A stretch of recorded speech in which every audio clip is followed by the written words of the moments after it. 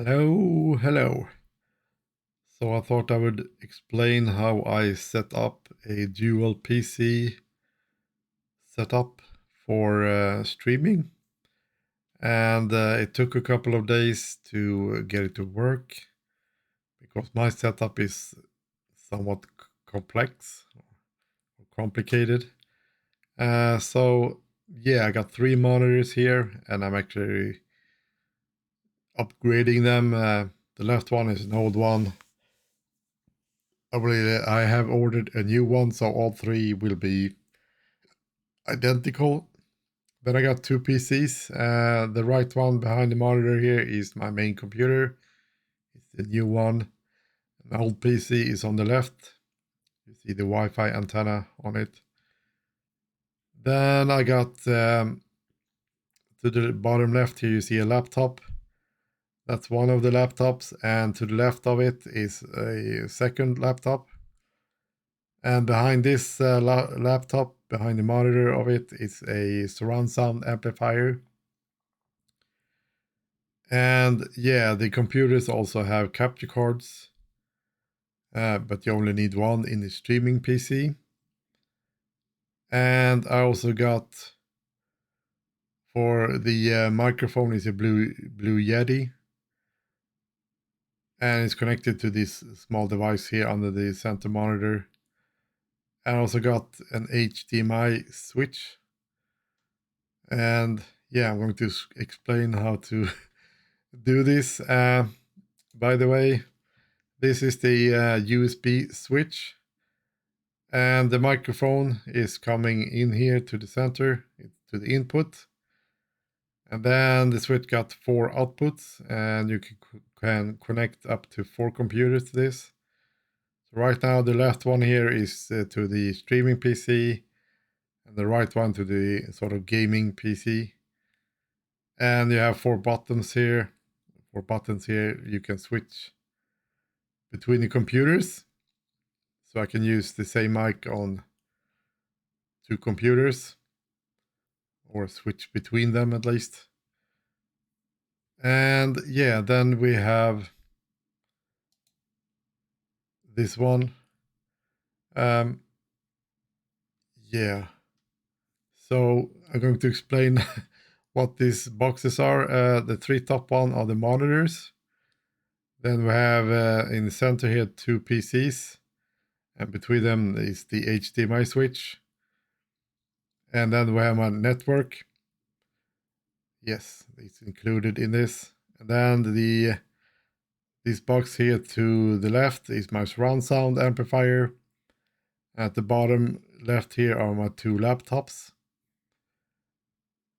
And yeah, how is this connected? Well, if I do this and that. Yeah, so the left one here, the left PC is my streaming PC, quote unquote streaming PC. I called them this in the video to separate them. It got a NVIDIA card. It's just a GTX 1650. And my gaming PC got an RTX 3060. It's the 12 gig version. And the streaming PC and the gaming PC got the capture card as well. It's the Elgato 4K 60 Pro Mark II. So it's a PCI Express card installed. And you only need one of those cards for this. But yeah, I'm special. But the capture card got 1 input and 1 output. And normally you just connect, like from the gaming PC, an HDMI output to the capture card input. And then from the output on the capture card, you connect to a monitor. I don't do that because the monitors that I have, the main one, the center one, and the right one have a refresh rate of 165 hertz. And you need DisplayPort to get those refresh rates. If you use HDMI, you get 144 hertz. And yeah, this is one of the reasons that I got to capture cards and stuff. So yeah, the streaming PC is actually connected to the left monitor here. And this is an old monitor. I will replace it later, but it only have two DVI ports. So I use a DisplayPort cable or adapter cable. So it had DisplayPort in one end and DVI in the other. So it's connected to the DisplayPort on the graphics card. And then one of the HDMI ports on the graphics card goes to this HDMI switch, one of the inputs. And then the output on the HDMI port goes to the input of the capture card on the gaming PC. So that's that. The gaming PC, the RTX 3060, it have 4 ports, 3 display ports and 1 HDMI.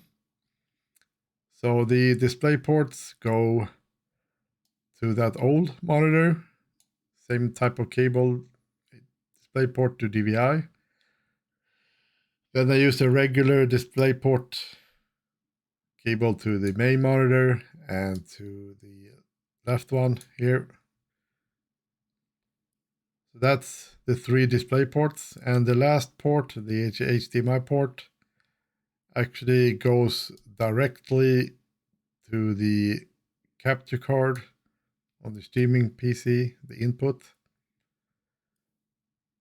So how do I actually get game video on both the monitor and the capture card? Well, I actually clone or duplicate the main monitor to the capture card. So there's a setting for it. If you click display settings, this is Windows 11, you can see the top one, it says 2.3. That's monitor 2 and 3 combined. And you see here you can duplicate different one. You can either extend or duplicate. So right now it's actually sending out the exact same video to both the monitor and the capture card. So that's how I actually capture the video on the capture card. So that's how that works. So I just duplicate the video. And yeah, then I also have one of the laptops, HDMI output goes to the switch. Or yeah, the second one, I used to have it also to the switch, but it stopped working because of Linux. So instead of that, this is an Xbox 360. So instead of having this laptop, it's an Xbox 360, original one, connected to the switch. So the capture card only have one input, and that's why I have the HDMI switch, so I can switch between these computers and the Xbox. And then actually, this is going to be a little bit messy maybe, but yeah, the 4 ports on the RTX card is now taken by the monitors and the capture card. But I also have the surround sound amplifier. And most people would connect sort of an optical cable between the PC and the surround sound. But I have issues to get 5.1 surround sound with the optical cable on the amp. It's not working properly to set up on the Windows. It's kind of buggy as hell. So that's why I actually activated the integrated graphics on the CPU. And the motherboard have a HDMI port for that. So I actually connect the HDMI output from the motherboard to the surround sound. And actually, it's really easy to set up audio or surround sound with HDMI connected. And here's one of the issues that I had. Normally, when I had the Intel graphics sort of disabled, I also disabled the motherboard audio in the BIOS because I wasn't using it. And for some reason, I couldn't send, audio over the HDMI cable when it was connected to the Intel CPU. And it took like 2 days to figure out that it was because I disabled the motherboard audio. So for some reason, it's actually using the motherboard audio to send over the HDMI to the surround sound. When I had it connected to the NVIDIA card, it just worked. The NVIDIA card showed up as a audio device in the sound settings, but the Intel card didn't. So yeah, one of many issues. And I think when I actually activated the Intel graphics, I think it screwed up the NVIDIA audio because I used to send the audio from the NVIDIA card to the surround sound. But that doesn't really work now. Or the capture card actually shows up as a device I can send audio to. But when I do that in the sort of mixer that I have, it says it's occupied with another software or is being used by another program. So I don't know. It's so weird. So how do I actually get game audio then to the streaming PC? Well, I use a software called software mixer called Voicemeeter, and it have different versions of it. Regular Voicemeeter, and then Voicemeeter Banana and Potato. And the Potato is the most advanced one. And I use a built-in thing called V-Ban. Looks like this, and you can sort of activate it like this. And what you can do is that if you have Voicemeeter on 2 different computers, you can send audio to and from it over the network. That's what I'm actually doing here. And I'm not going into too much details because it's a separate video for that. But I just activated V-Ban, and then the outgoing streams, I activated this.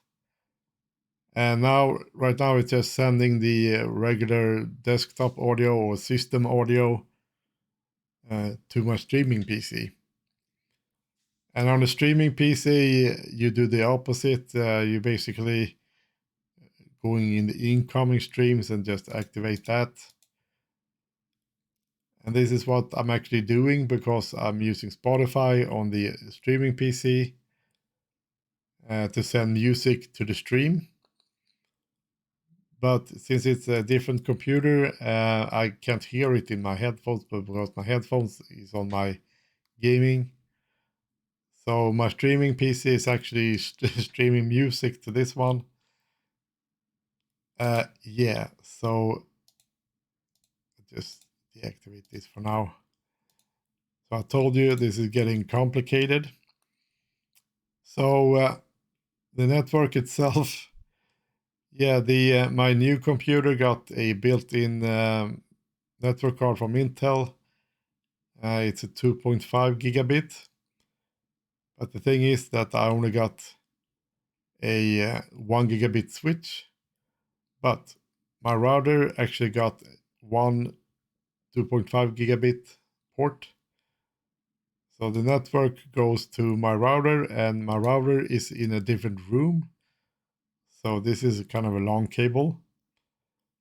And then my router is connected to the internet, and I got a fiber connection at home. It's called fiber at least.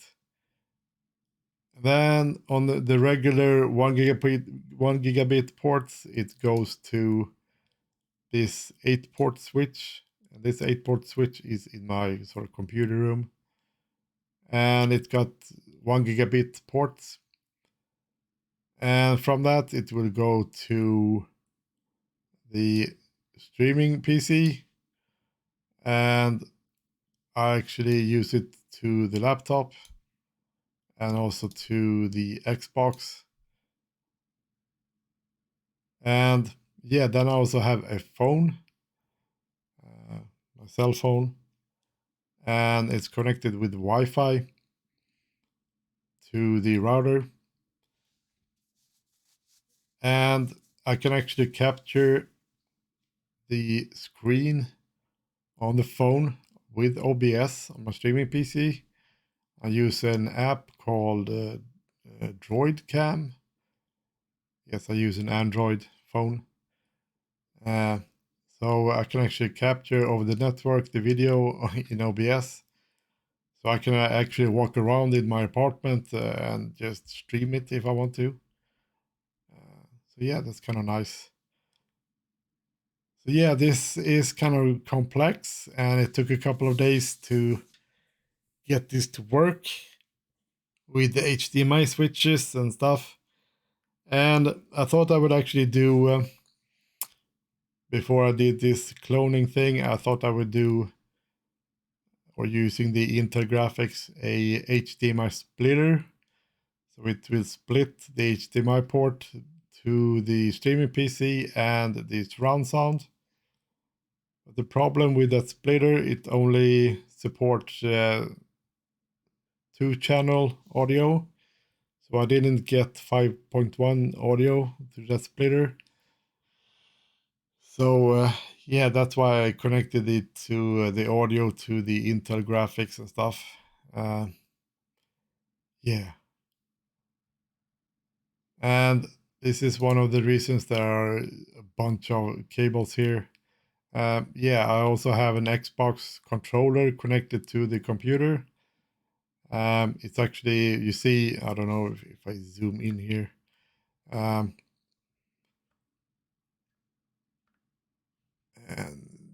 let's see if I can remove that grid. Yeah, you see the blue light there? That's actually the black thing here. You see the cable, HDMI cable. That's the switch, HDMI switch.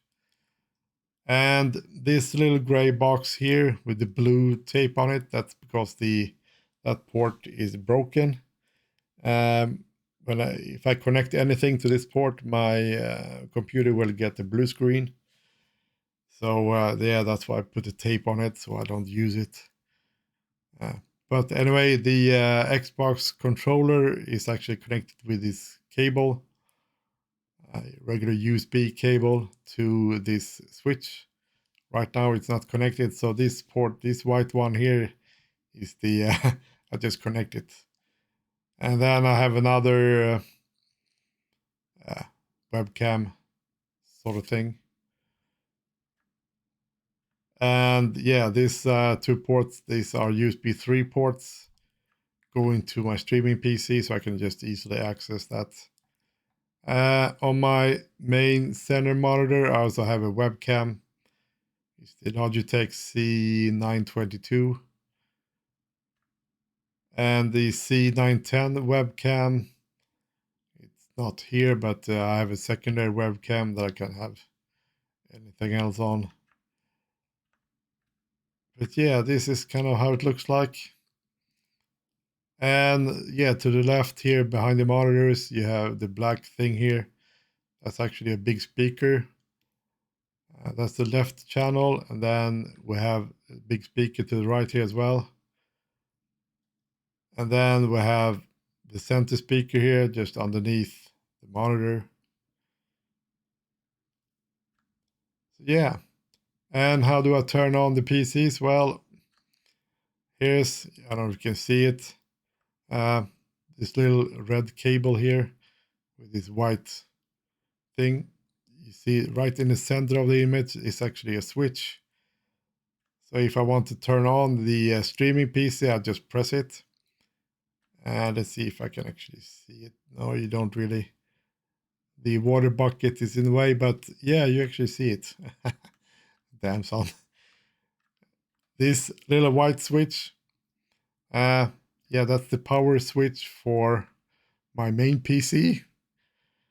so I don't have to move my butt and get over the monitors to turn on the PC. So yeah, it's very janky, and of course I got a bunch of power stuff. This is my microphone over here, and it's actually on a arm, so I can move it around easily. And this keyboard goes to the streaming PC. Yeah, messy, but it works. Yeah, but I'm not too sure that I'm going to use this US streaming thing. I think it's much easier just to use OBS Studio on my gaming PC and just set it up that way. Because I use the NVIDIA encoder in OBS. It's quite powerful, and the game doesn't get too much of a performance hit. Um, it's not too bad, at least. But I want to try out the dual PC setup just to see if I can get it to work. Yeah, it took like 3-4 days, but yeah, it's working at least. So yeah, catch you later.